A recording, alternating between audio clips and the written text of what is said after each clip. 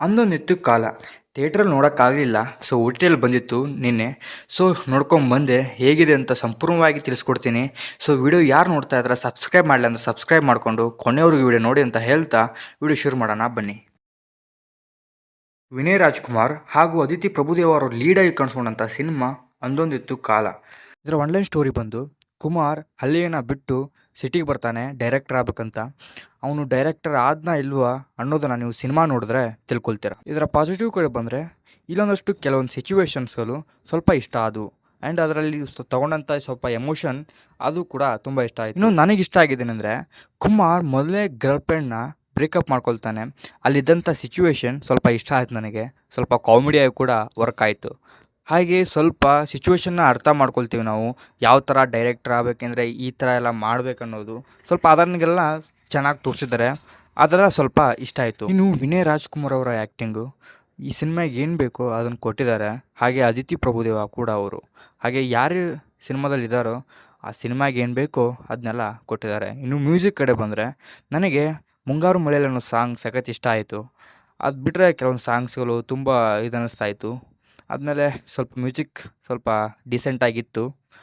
ಇನ್ನು ಇದರ ನೆಗೆಟಿವ್ಸ್ ಕಡೆ ಬಂದರೆ ಈ ಥರ ಕತೆ ಅಂದರೆ ಡೈರೆಕ್ಟರ್ ಆಗೋಕ್ಕೆ ಹೊರಟಿದ್ದಾನೆ ಅಥವಾ ಹೀರೋ ಆಗೋಕ್ಕೆ ಹೊರಟಿದ್ದಾನೆ ಅಂತಂದರೆ ಅಲ್ಲಿ 2 ಕ್ಲೈಮ್ಯಾಕ್ಸ್ ಇದ್ದೇ ಇರುತ್ತೆ. ಒಂದು ಅವನು ಆಗ್ತಾನೆ, ಇಲ್ಲ ಆಗಲ್ಲ. ಸೊ ಈ ಥರ ಕನ್ವೀನಿಯೆಂಟ್ ರೈಟಿಂಗ್ ಇರೋವಂಥ ಸ್ಕ್ರಿಪ್ಟೇ ಇದಾಗಿರುತ್ತೆ.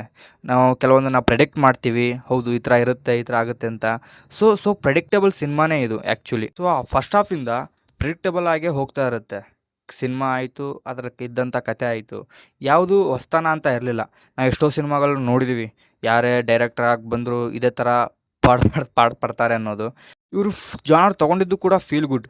ಬಟ್ ಈ ಥರ ಸಿನಿಮಾ ಮಾಡೋಕ್ಕೆ ಹೊರಟಾಗ ಆ ಫೀಲ್ ಗುಡ್ ಅನ್ನೋದು ಹೋಗುತ್ತೆ. ಯಾಕಂತಂದರೆ ಸ್ವಲ್ಪ ಚಾಲೆಂಜಸ್ ಬೇಕಾಗುತ್ತೆ ಹೀರೋಗೆ ಅಥವಾ ಇನ್ನಷ್ಟು ಏನೋ ಅನ್ನೋದಕ್ಕೆ. ಸೊ ಸ್ವಲ್ಪ ಡಿಫ್ರೆಂಟ್ ಐಡಿಯಾಲಜೀಸ್ನ ಅವರು ಕ್ರಿಯೇಟ್ ಮಾಡಿದರೆ ಒಂದೊಳ್ಳೆ ವಾಚ್ ಅದು ಕೂಡ ಆಗ್ಬೋದಿತ್ತು ಈ ಸಿನಿಮಾ. ಸೊ ಅದು ಬಿಟ್ಟರೆ ತುಂಬ ಪ್ರಿಡಿಕ್ಟಬಲ್ ಆಗಿರುತ್ತೆ. ಕೆಲವೊಂದು ಕಡೆ ಸ್ವಲ್ಪ ಬೋರ್ ಹೊಡೆಯುತ್ತೆ, ಬಟ್ ತುಂಬ ಕಡೆ ಬೋರ್ ಹೊಡೆಯಲ್ಲ. ಫಸ್ಟ್ ಹಾಫಲ್ಲಿ ತೊಗೊಳೋಂಥ ಏನು ಚೈಲ್ಡ್ಹುಸ್ ಇತ್ತಲ್ಲ ಅವೆಲ್ಲ ನಾರ್ಮಲ್ ಅನಿಸುತ್ತೆ.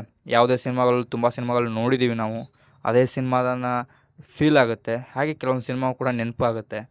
ಸೊ ಒಟ್ಟಾರೆ ಸಿನಿಮಾ ಹೇಗಿದೆ ಅಂದರೆ ನನಗೆ ಆ್ಯಾವ್ರೇಜ್ ಎಕ್ಸ್ಪೀರಿಯನ್ಸ್ ಕೊಡ್ತು. ಸೊ ಸಿನಿಮಾ ಲೆಂತ್ ಕಡಿಮೆ ಇದ್ದರೂ ಕೂಡ ಸಿನಿಮಾ ಮುಗಿದ್ಮೇಲೆ ಅಷ್ಟು ಕತೆನ ನೀವು ನೆನ್ಪಿಟ್ಕೋದಿಲ್ಲ. ಸೊ ಈ ಥರ ಆಗುತ್ತೆ ಅನ್ನೋದು ನಿಮಗೆ ಮೊದಲೇ ಗೊತ್ತಾಗುತ್ತೆ. ಯಾರಾದರೂ ಫ್ರೀ ಆಗಿದ್ದು ಟೈಮ್ ಪಾಸಿಗೆ ಒಂದು ಸಿನಿಮಾ ನೋಡಬೇಕಂದ್ರೆ ಈ ಸಿನಿಮಾ ನೀವು ಒಂದು ಟೈಮ್ ವಾಚಬಲ್ ನೋಡ್ಬೋದು.